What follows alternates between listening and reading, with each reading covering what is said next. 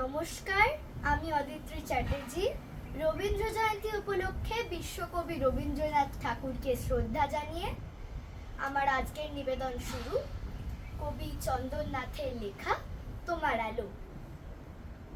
তোমার লেখার মর্মবাণী কতটুকু আর বুঝি, তবুও যখন বিপন্নতায় চলার পথের চিহ্ন হারায়, দু চোখ রেখে তোমার লেখায় পথের দিশা খুঁজি।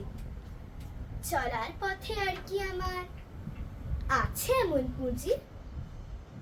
সুর ও কথার মিল অমিলে কিছুই বুঝি না যে, কিন্তু আমি অবাক মানি কেমন করে তোমার গানই পথের গ্লানি মুছিয়ে আমার হৃদয় জুড়ে বাজে। হারিয়ে যাওয়া নিজেকে পাই ভোরের আলোর মাঝে।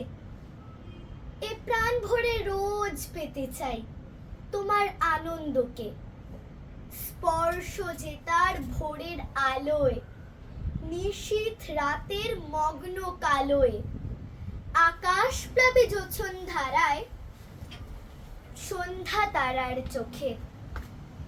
তোমার আলোয় দেয় মুছে সব চিহ্ন ব্যথার শোকে। নমস্কার।